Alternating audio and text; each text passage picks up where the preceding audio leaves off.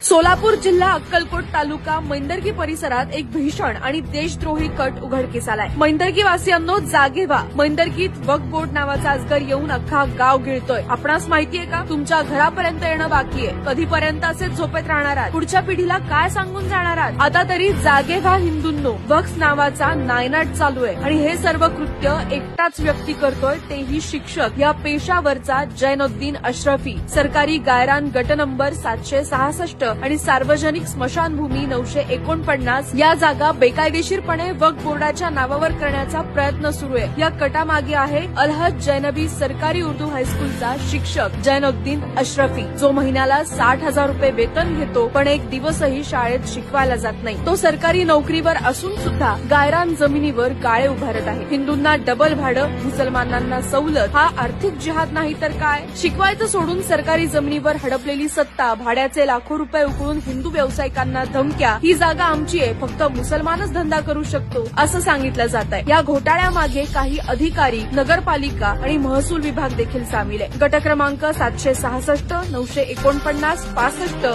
जुना 631 आणि नवीन 540 आणि 699 या सगळ्या जागा वक्फच्या अजगरानं गेल्यात। मैंदर्गी वासियांनो, अजूनही वेळ आहे, जागे व्हा। जर आत्ताच आवाज नाही उठवला तर उद्या तुमच्या घरावरही हा अजगर चढेल। आमची मागणी ठाम आहे, जैनुद्दीन अशरफीवर FIR दाखल करा, वक्फ बोर्डाच्या नावाने झालेली जमीन छेड रद्द करा आणि दोषी अधिकाऱ्यांवर कारवाई करा, नाहीतर संपूर्ण हिंदू समाज रस्त्यावर उतरेल, हे लक्षात ठेवा। जय श्रीराम, जय हिंद।